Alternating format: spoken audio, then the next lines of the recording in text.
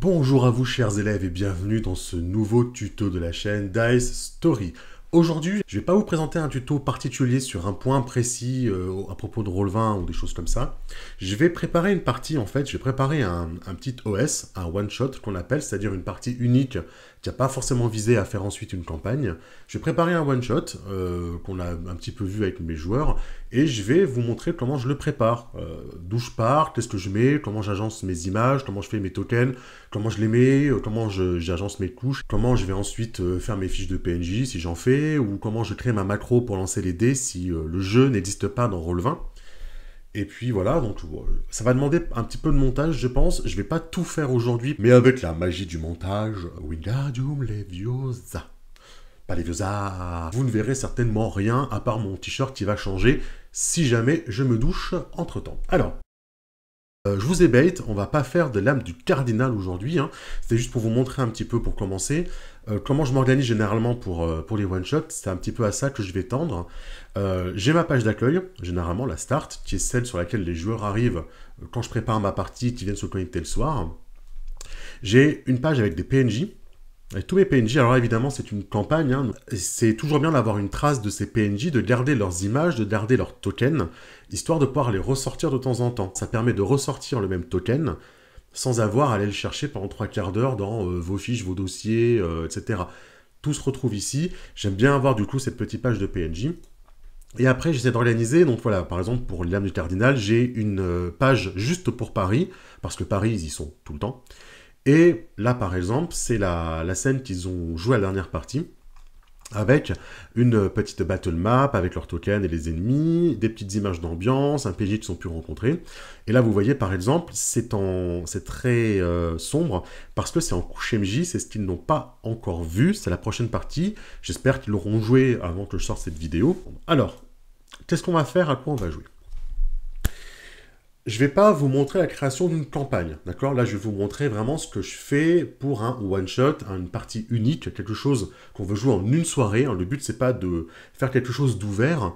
On va pas planter les joueurs dans une ville ou dans une auberge en leur disant « faites ce que vous voulez » et improviser au fur et à mesure. Non, le but, c'est que je vais avoir un scénario à suivre, une petite trame comme ça, où il y a un point de départ, il y a un point d'arrivée, il y a un élément déclencheur au milieu que je veux mettre en place, et tout le reste est un petit peu libre. Les interactions avec les PNJ, les chemins détournés que veulent prendre les joueurs, tout ça va être assez libre. C'est un petit peu comme on l'appelle du semi-ouvert, on pourrait appeler ça comme ça.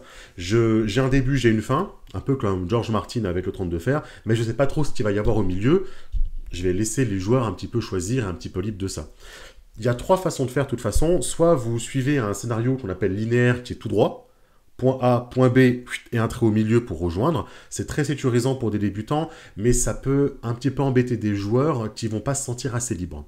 Vous avez le semi-ouvert, où là, vous avez un point de départ, vous avez pas mal de branches qui partent dans tous les sens, qui se réunissent souvent à un même point d'arrivée. Évidemment, si les joueurs ratent leur mission, le point d'arrivée, il est raté. Mais ça, c'est inhérent au jeu de rôle. Et vous avez ce qu'on appelle l'ouvert, le bac à sable, hein, l'open world, où en fait vous allez placer vos joueurs dans une situation de départ et vous les laissez ensuite faire ce qu'ils veulent et vous vous adaptez, vous improvisez en créant tout autour d'eux. En fait, c'est très intéressant parce que vos joueurs se retrouvent très au centre, mais voilà, ça peut être un petit peu intimidant quand on commence. Voilà, on va quitter ma partie de l'âme et on va en créer une nouvelle, mes parties. Alors, à quoi on va jouer et à quel scénario? Démarre une nouvelle partie. On va faire un OS sur Naruto. Alors pourquoi Naruto? Parce que j'ai un jeu de rôle gratuit amateur de Naruto, et je m'étais dit, ce serait l'occasion de le sortir, ce jeu de rôle amateur qui avait l'air sympa, et de le mettre un petit peu en lumière, pourquoi pas, hein. Je ne l'ai jamais testé encore, c'est mon premier test en tant qu'MJ de ce jeu-là, et pour mes joueurs également. En temps normal, comment vous faites? Vous choisissez votre jeu, vous l'achetez en papier, en dur, boîte d'initiation, vous le téléchargez en PDF, hein, on peut s'acheter en PDF et le télécharger, ou alors vous prenez un jeu amateur, gratuit sur internet, et vous pouvez le mettre en place facilement. Il y a pas mal de jeux gratuits qui existent, hein, des jeux de rôle amateurs, JDR-A, qui sont gratuits, mis à disposition. Dans cette période de confinement, il y a aussi pas mal de jeux de rôle qui sont offerts par les éditeurs. C'est le moment d'aller regarder un petit peu ce qui se passe sur des forums comme Casus No, ou sur des groupes Facebook comme Discussion de rôlistes, ou participants de jeux de rôle. Il y a des mises à jour assez régulières qui sont mises avec les jeux gratuits offerts. Vous choisissez votre jeu et après vous cherchez un scénario. Soit vous l'inventez, soit vous en prenez un qui est déjà écrit. On peut soit en acheter, des tout prêts, soit vous pouvez aller sur, par exemple, un site qui s'appelle la Scénariothèque. Alors, la Scénariothèque, c'est un site qui recense des scénarios de jeux de rôle qui ont été postés là par des personnes. Ville manant de professeur KFR, veux-tu bien t'enlever de là? Merci. Voilà, si vous prenez par exemple, hop, avec un DND, voilà, vous voyez 547, vous le voyez pas, mais c'est pas grave, si, vous le voyez là. Il n'y a pas 547 scénarios, il y a 547 ressources, hein, des aides de jeu, des feuilles de perso, des petites histoires qui ont été écrites, mais vous avez une partie scénario, et vous voyez tout ça là, ce sont des scénarios qu'on peut télécharger. Des campagnes, des scénarios, il y a tout, hein, vraiment. Ça c'est pour D&D évidemment, D&D c'est le jeu le plus connu du monde. Si vous prenez par exemple, je sais pas, on va prendre Bridandine, est-ce qu'il y a quelque chose pour Bridandine? Brida Chimérique, Bridandine, voilà par exemple. Bridandine, vous voyez, il y a 2 scénarios, hein, d'accord? Bridandine, c'est un système de James Tornade qui a été fait un petit peu pour émuler Warhammer Fantasy en version un peu plus simplifiée. Et donc, sur là, vous pouvez chercher des scénarios. Vous cherchez par exemple des scénarios pour la Brigade Chimérique, hop, et s'ils en ont... Ouais, ils en ont. Vous voyez, il y en a déjà 4. Alors nous, notre jeu qui s'appelle Shinobi Naruto, il n'y a pas de scénario, hein. C'est un jeu amateur, un petit peu... qui n'est pas très répandu également. Donc voilà, c'est pas un jeu où il y aura des scénarios disponibles, même à Naruto, je doute, si Naruto JDR, on a quoi? Ouais, feuille de perso et de jeu, voilà. Donc il n'y a pas de... Il n'y a pas de scénario écrit. Donc voilà. Moi, je ne vais pas me baser sur un scénario écrit, je vais me baser sur un scénario que je vais imaginer. J'ai une petite trame en tête. Elle va s'affiner au fur et à mesure où je vais faire la partie, très sincèrement. Et ça va me permettre de vous en parler au fur et à mesure, peut-être. Je vais passer assez vite sur certains points, parce qu'on en a déjà parlé dans d'autres vidéos tuto de la chaîne. Ce que je peux faire, c'est vous mettre après les petits... les petites fiches en haut, là. Et les liens en description sur les vidéos qui traitent un peu plus en profondeur de certaines choses. Par exemple, voilà, ce que je vais bidouiller un petit peu dans les paramètres de la partie, tout ça, j'en ai parlé dans une autre vidéo, ou comment faire des maps sur Internet, ça, le professeur Manitou en a parlé dans une autre vidéo, donc je vais passer assez vite, hein, je ne vais pas m'attarder dessus encore une fois. Feuille de personnage. Alors là, on va regarder si on a une... Non, on n'a pas pour Shinobi Naruto. Là, on a Naruto, mais avec le D20 moderne. Non, ça ne m'intéresse pas.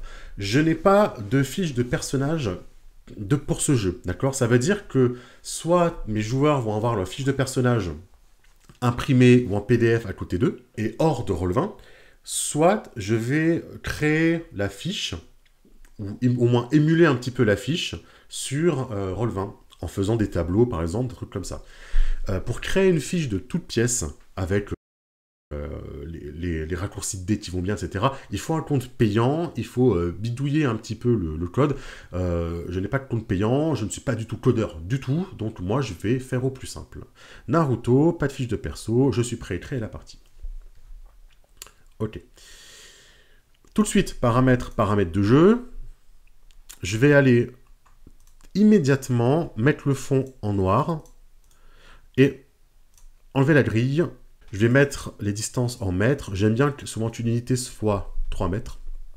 Voilà. Et je coche tout le temps permission des joueurs, voir les noms des PNJ. Alors, on retourne dans ma partie. Voilà. Là, je vais mettre une petite image. Alors, la seule chose que j'ai préparée pour l'instant, c'est effectivement cette chose-là. Pof, voilà. J'ai déjà choisi une petite image à mettre au fond. Voilà. Mon petit fond est prêt. On va pouvoir lancer la partie.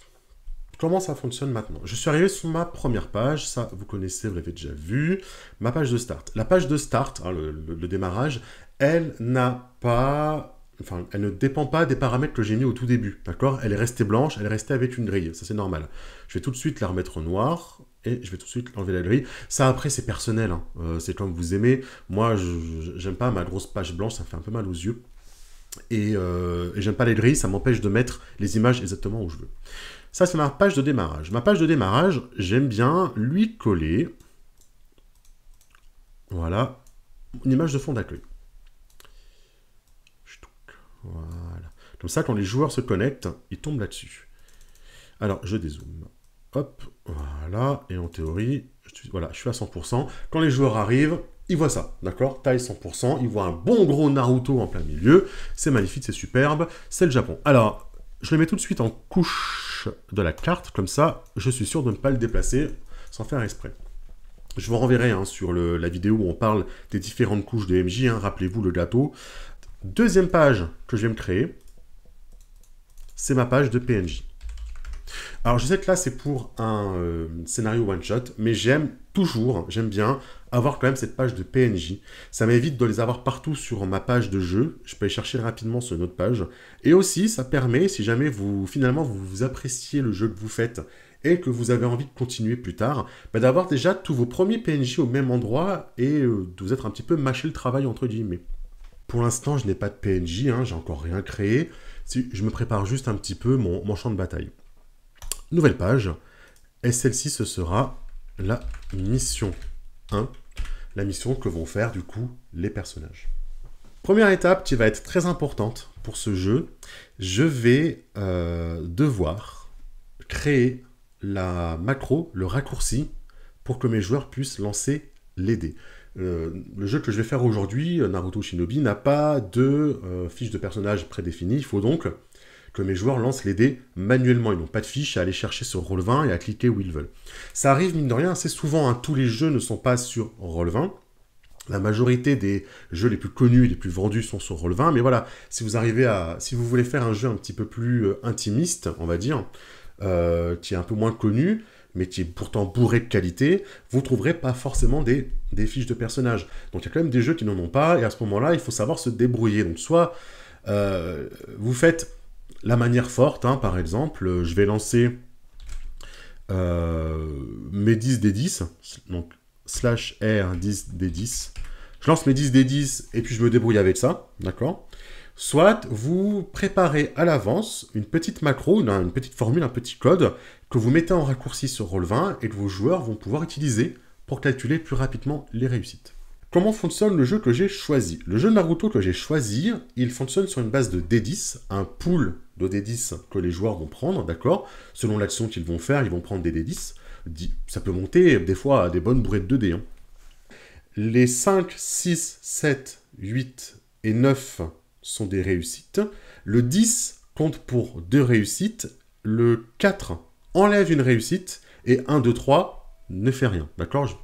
En gros, pour résumer, quand vous lancez votre D10, les 1, 2, 3 ne comptent pas. Les 5, 6, 7, 8, 9 font une réussite. Les 10 font 2 réussites. Et le 4, qui est le chiffre qui évoque la mort au Japon et en Asie, d'ailleurs, en général, quasiment, et compte pour une réussite en moins. Elle enlève une réussite, d'accord? Donc ça demande... Ça peut facilement se compter avec ça. On voit par exemple sur mon jet que j'ai fait une réussite, 3 réussites, 4, 5, 6, 7, 8, 9, 10. D'accord? J'ai fait 10 réussites avec mes 10 des 10 parce que j'ai fait quand même 2 10. Hein. Si j'avais eu un 4, j'aurais enlevé du coup une réussite. Il y a cependant un petit moyen, des petites méthodes pour faire ça plus rapidement. D'accord? À vous de voir après comment vous voulez le faire. Je vous le mettrai en lien, Roll20 a en français un manuel complet pour lancer les dés avec la majorité des macros qu'on peut utiliser, des codes que vous pouvez lancer dans le chat pour lancer vos dés. Dans ma macro, je veux que tout ce qui est supérieur à 4 soit une réussite.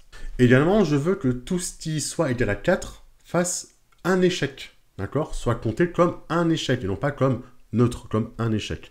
Et à ce moment-là, il y a également une petite macro qui permet de le faire, et je crois que c'est le F de fail. Le supérieur veut dire que tout ce qui fait 3 ou plus compte comme un succès. Voilà, échec, c'est ce qu'on cherche. Là, la macro nous dit, en gros, lance 3d6 et compte un succès pour chaque dé valant 3 ou plus, et un échec pour chaque 1. Nous, ce qu'on veut, c'est que ce soit un succès pour tous les 5 ou plus, et un échec sur les 4. C'est la spécificité du jeu. Ça veut dire qu'au lieu de marquer 3d6 supérieur 3f1, on va marquer, mettons, x d10, on lance des d10, supérieur à 5, donc 5 ou plus est un succès, F pour fail sur les 4. J'ai pas encore trouvé une manière de dire que le 10 vaut 2 succès. Alors si jamais quelqu'un qui me regarde a une méthode sur Roll20, je la prends, il n'y a aucun problème, avec grand plaisir. Là pour l'instant, tout ce que je peux faire, c'est faire cette macro qui dit je lance mes D10, mes succès se font sur 5, 6, 7, 8, 9, 10, mes fails se font sur 4, mes neutres sur 1, 2, 3, et après, manuellement, si on voit qu'il y a un 10 qui apparaît dans le chat, on dira « Ah bah attends, t'as une réussite en plus ». Voilà, c'est tout ce que je peux faire malheureusement. Si vous avez une méthode, allez-y. Alors, je vais dans ma macro, collection de macros. afficher la barre de macro, sinon elle ne va pas apparaître. Je vais ajouter, la voici. Je vais l'appeler G, parce qu'elle permet de lancer des G. Je vais tout de suite dire qu'elle est visible par tout le monde, sinon je vais oublier qu'elle est invisible pour tout le monde et ça va être un problème. Action. La macro va apparaître sous mon pseudo de joueur, ok? Quand elle sera prête. Quand je vais cliquer dessus, ça va lancer exactement ce qu'il y a marqué là. Si je lance ce qu'il y a marqué dans la petite case là directement dans le chat, ça revient au même. En fait, c'est un raccourci pour éviter de retaper tout le temps le code à lancer pour lancer les dés. D'accord? Mais vous pourriez le lancer directement dedans, ce sera la même chose. Là, ça va être un espèce de raccourci pour lancer plus vite les dés. Comme dans une fiche normale de Roll20, sauf que là, on n'en a pas. Slash R, pour lancer les dés, c'est obligatoire. Je vais pas faire une macro pour dire 1D, 2D, 3D, 4D, 5D, 6D. Non, je vais laisser aux joueurs le choix du nombre de dés qu'ils vont lancer. D'accord? C'est un jeu où on peut lancer 5, 6, 7, 8, 9, 10, 11, 20 dés. Sait-on jamais. Donc, je vais laisser une petite boîte de dialogue pour que les joueurs choisissent eux-mêmes. Comment on fait la boîte de dialogue? Pas d'interrogation.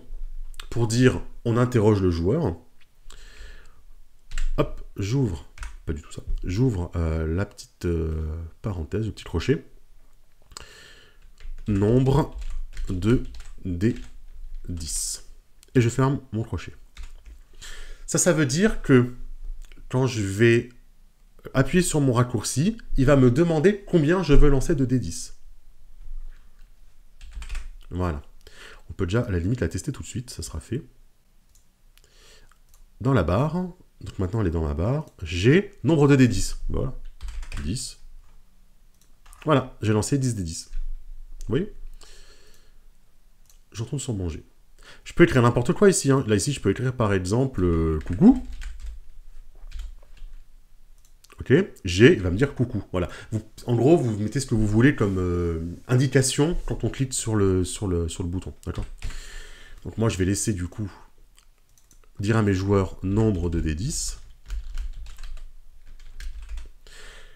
Donc, interrogation. Il demande à mes joueurs combien de D10 vous voulez lancer. Et il lance ce nombre de D10. Si vous mettez ici D6, il lancera des D6. Si vous mettez D8, il va lancer des D8. Ensuite, on se rappelle qu'on veut que les succès soient tout ce qui est supérieur ou égal à 5. Donc, je vais rajouter mon symbole supérieur à 5. Ça veut dire que tout ce qui sera supérieur à 5, il me dira succès. Je me rappelle également que je veux que tout ce qui soit un 4 soit un fail. Tout ce qui est un 4 va enlever une réussite. Donc, je vais lui rajouter fail sur 4. Donc là, actuellement, tel qu'est ma macro, elle va me demander le nombre de D10 que je veux lancer. Tout ce qui sera à 5 ou plus sera un succès. Tout ce qui sera un 4 pur sera un échec. On va déjà la tester tout de suite. Ça sera déjà ça de fait. Pour vous montrer un petit peu la progression du bousin. G, nombre de D10. Je vais en lancer 15. Comme ça, on aura une bonne vision. Il me dit que j'ai fait 10 succès. On va vérifier. J'ai pas fait de 4, je vais relancer parce que j'aimerais bien faire un 4, histoire qu'on vérifie. Ah bah si, j'avais fait un 4, n'importe quoi. Ah bah parfait, ok. J'ai lancé 10 des 10, fail sur 4. Donc 0, 0, 1, 2, 3, 4. J'ai fait 4 succès. Je vais enlever mes 4. 1 et 2. Donc j'ai fait 4 succès, 2 échecs. Ça fait bien à la fin, 2 succès total. Très bien. On se rappelle cependant que dans ce jeu, les 10 valent 2. Donc en réalité, j'ai fait 3 succès. J'ai pas encore la macro pour le faire. Qu'est-ce que je peux rajouter à ça? Je peux rajouter que je voudrais que mes résultats soient triés dans le bon ordre. Ça, c'est hyper simple. À la fin de votre macro de lancer de dés, vous rajoutez un S. Un petit S à la fin, ça va trier de façon automatique du plus petit au plus grand. Ce qui fait que quand vous avez des 10, c'est plus facile de les compter comme ça. Autre chose, le système de Naruto auquel on va jouer, ça va être de lancer son nombre de D10 et d'ajouter un bonus. Un bonus amené par une technique, par exemple. Je voudrais que du coup, dans ma macro, les joueurs n'aient pas besoin de réfléchir en se disant je lance mes 10 dés, je compte mes succès, attendez, j'ai combien de bonus? Non, je voudrais qu'ils mettent tout d'un coup et qu'on ait le résultat à la fin. Je vais donc rajouter avec un plus, donc à ce résultat, je vais rajouter le nombre de réussites automatiques de mes joueurs. Comment je vais faire? Je vais leur demander dans une boîte de dialogue combien ils ont de réussite auto avant de lancer le dé. Ça, ils le calculent sur leur fiche avant, de toute façon. Donc, pour l'interrogation, je questionne les joueurs. Combien de réussite auto? Et je ferme mon crochet. Ici. Donc, maintenant, je vais questionner, je vais donc ajouter, d'accord, un chiffre, et ce chiffre va être donné par les joueurs, puisque je les interroge avec un point d'interrogation. Je sauvegarde, et on va tester, voir si ma macro est prête. Mettons, j'ai 10 des 10 à lancer, et que j'ai un bonus de 3 réussites auto grâce à ma technique. Je vais lancer 10 des 10. Combien de réussites auto? J'en ai 3. On lance, et on va vérifier. Ma macro est bien rangée dans l'ordre du plus petit au plus grand. J'ai fait un échec, et 1, 2, 3, 4, 5, 6 succès. 6 plus 3, 9, moins mon échec, 8. Tout est bien compté. Voilà, c'est la macro que je vais utiliser pour jouer au jeu, hein, tout simplement. Il n'y a pas de fiche de perso, ils vont tout passer par là. Dès qu'un joueur va vouloir faire un jet, il ira cliquer sur la macro de dés que j'ai préparée. Maintenant que ça c'est bon, et il va falloir que je commence à peupler un petit peu ma partie. Ma partie va être peuplée par deux choses, les PNJ et les images d'ambiance un petit peu qui vont habiller cette partie. Et voilà, accrocher visuellement mes joueurs. Je suis le genre de personne qui aime bien rajouter pas mal de visuels, même pour une partie comme ça, histoire que mes joueurs se sentent vraiment à l'intérieur, dans l'ambiance, qu'ils restent accrochés, qu'il y a des choses à voir, des petits détails, voilà, des choses comme ça. Le but du jeu, c'est de montrer qu'on peut aussi faire une partie avec du visuel sans y passer 5 heures de préparation. C'est un peu la critique qui revient souvent sur le jeu de rôle virtuel, ça prend du temps à préparer, etc. Non, on veut quand même vous montrer qu'il y a quand même des façons assez simples de faire du jeu de rôle sur Internet, même quand il n'y a pas de fiches de personnages toutes prêtes. Vous voyez, là, j'ai préparé ma macro, auquel m'a demandé d'aller chercher un petit peu sur Internet, mais j'aurais pu juste lancer mes D10 et faire à la main. Hein. Et faire à la main, j'ai 1, 2, 3 réussites, j'ai 2 échecs, voilà. Je peux le faire à la main. Il va falloir des PNJ et des lieux. Comment je vais choisir ça? Je vais bien sûr prendre mon scénario et je vais détacher les points clés, d'accord? Qu'est-ce qui se passe dans mon scénario? Mes joueurs sont des jeunes ninjas, des genin. Il va donc me falloir les tokens pour mes joueurs. Hop, on va écrire un peu plus gros, 56 ça. Donc, mes PJ sont des jeunes ninjas, des genin, qui vont faire une mission de rancée. Donc, déjà, il va me falloir les tokens PJ. Pourquoi il me faut les tokens PJ? Tout simplement parce que dans Naruto, il va y avoir un petit peu de combat. Donc je vais sûrement faire des petites battle maps avec les tokens des joueurs qui vont bouger dessus. Également, les genin dans Naruto sont souvent encadrés par un ninja plus gradé, un junin ou un shunin. Je vais donc avoir besoin d'un maître. Maître ou maîtresse, je n'ai pas encore décidé hein, de ce qu'on va avoir. Également, ils vont escorter, dans la première idée de jet par exemple, ils peuvent escorter par exemple un ninja du village, ou une personne du village qui va passer à un concours, un grand casting par exemple, dans une ville à côté, donc il faut l'escorter jusqu'à là-bas. C'est pour ça que c'est une mission de rancée, il n'y a pas de raison qu'elle se fasse attaquer, hein, c'est pas non plus le concours du siècle, donc on va considérer qu'il va me falloir du coup un ou une artiste, qui sera la personne à encadrer. Certainement, pour mettre un petit peu d'interaction, je vais lui rajouter un chaperon. D'accord, genre sa mère ou sa gouvernante, par exemple. D'accord, qui sera un petit peu là pour tenser les PJ quand ils voudront lui parler, mettons. Les tokens des PJ, le mettre les artistes gouvernantes. Il va me falloir évidemment un méchant. Je vise pas de faire un scénario 100% discussion replay diplomatique, je vise quand même de faire un scénario avec un petit peu d'action. Donc il me faudra des méchants, quelques tokens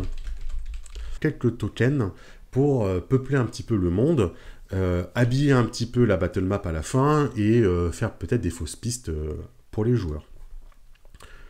Quelques tokens pour faire vivre. Voilà. C'est ce qu'il va me falloir en token. Qu'est-ce qu'il va me falloir ensuite pour habiller le monde en lui-même, c'est-à-dire en carte ou en affichage? Il va me falloir évidemment une image du village de démarrage du jeu. D'accord? Je vais même en mettre au pluriel parce que je pense que je vais en mettre peut-être deux, d'accord? Une image du haut et puis une image emblématique s'il commence à Clonois, par exemple, avec les visages de tous les caguets qu'il y a dans la roche. Image de la forêt, parce qu'ils vont faire du roleplay dans la forêt, parce que voilà, ils vont sortir du village, ils vont commencer à faire un peu de roleplay avec les PNJ qui les accompagnent, et un petit décor de forêt pour le faire, c'est pas plus mal. Une carte ou ambiance d'une ville, la ville où il y aura le concours, et une battle map pour la fin. Voilà, ça c'est l'idée rapidement que je peux qui vient dans ma tête quand j'essaie de créer une espèce de squelette de scénario. Ça c'est un cheminement très simple. Hein.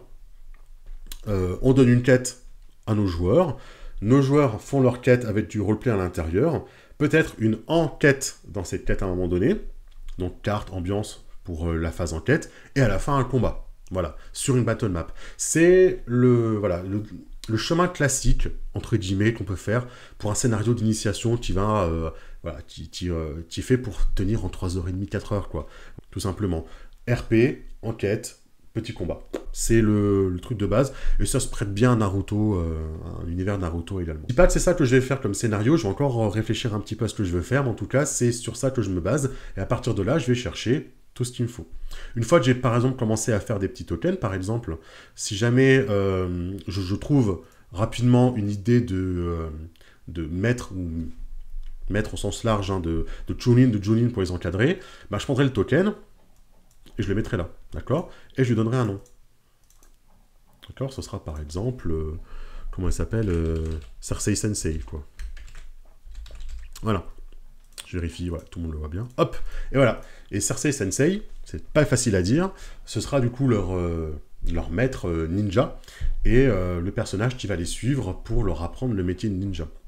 Soit un de vos PJ est lui-même le maître, le sensei, d'accord, ça peut être sympa, soit vous le faites en PNJ. L'intérêt de le faire en PNJ, c'est du coup tous vos joueurs sont à même pied d'égalité, ils commencent tous débutants dans le jeu. Mauvais côté, ben, il faut occuper votre PNJ, parce que quand les grands méchants vont arriver, comment expliquer que votre PNJ, qui est le maître, ne les défonce pas tous? Il faudra trouver une excuse. Intérêt de mettre un PJ à la place, ben, du coup, c'est que vous pouvez l'occuper parce que c'est lui-même un PJ. Donc du coup, vous lui trouvez une adversité à sa taille, et ça l'occupe. Désintérêt, ben, c'est que, voilà, il y en a un qui sera plus puissant que les autres. Il y a un PJ qui sera plus puissant que les autres. Ça peut être intéressant à jouer également. Moi, de mon côté, je vais réfléchir un petit peu à mon scénar, et je pense que demain, je ferai une nouvelle petite session pour commencer à chercher les images et à les mettre ici. Allez, je vous fais un petit bisou par webcam, hein, on est confinés. À bientôt.